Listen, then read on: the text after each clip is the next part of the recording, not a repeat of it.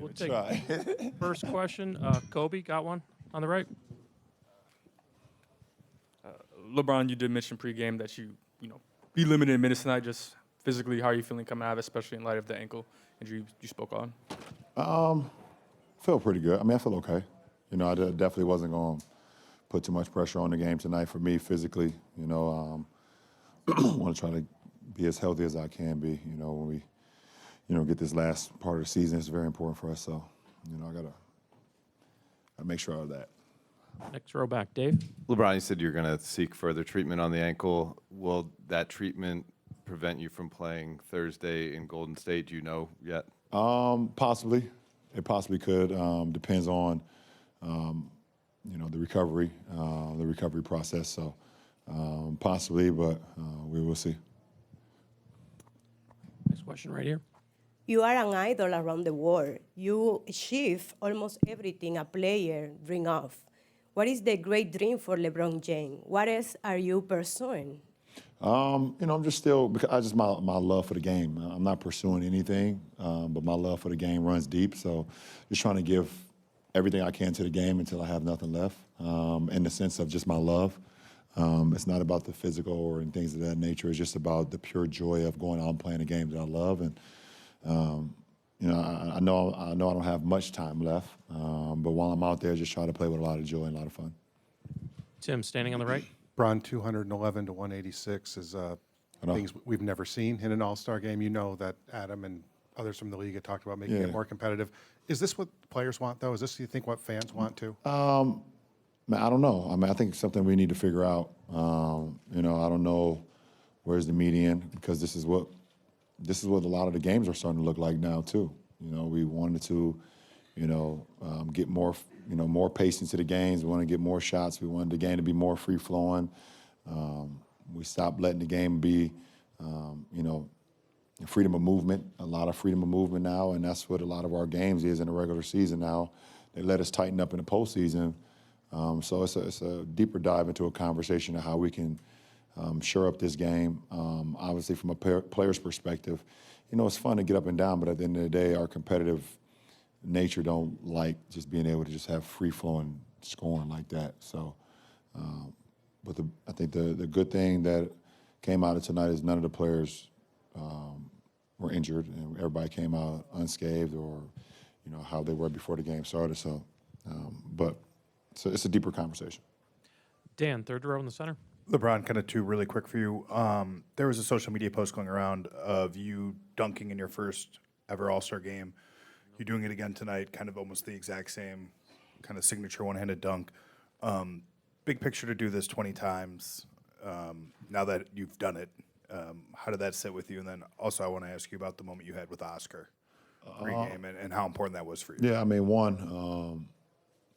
I don't know, man. It's just super, super surreal and super crazy, and just very humbled and blessed that I can be able to still perform, on this stage at this point in my career, and be able to do some of the things that I did 20 years ago.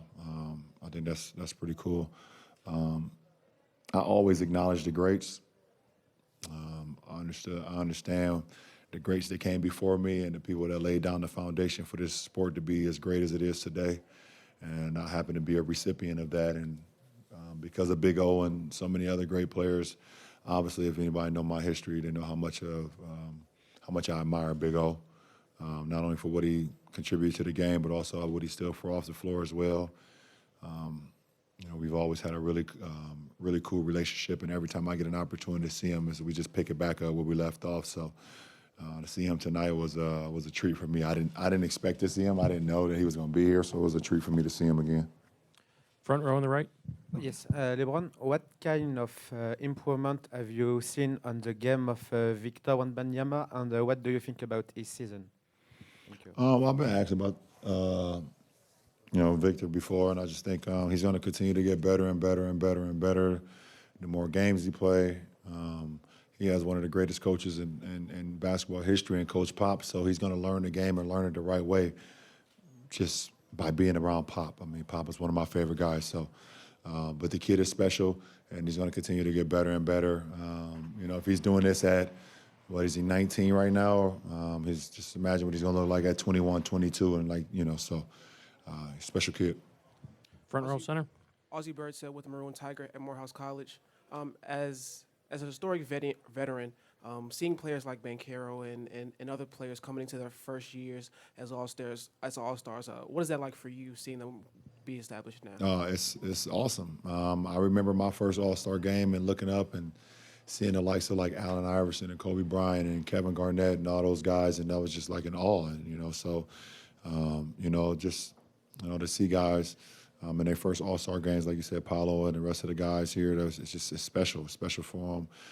I think you've seen the raw emotion that Jalen Brunson showed when they asked him, after a Knick game, how he felt to be an All-Star. You just saw that raw emotion. That's how much he cares of just being acknowledged, and the hard work paying off for him to be a first-time All-Star is just super cool. And to be a part of their moment, because this is their moment, it's something that I can look back on and be like, that was a cool moment. Last question on the right side. LeBron, Nico Ramos, Slam Philippines, and Titan out of Manila.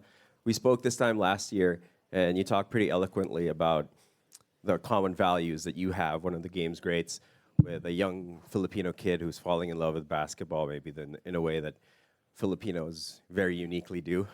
I wanted to talk about one of those values, the value of hope. You've been through a lot of adversities in your life, in your career.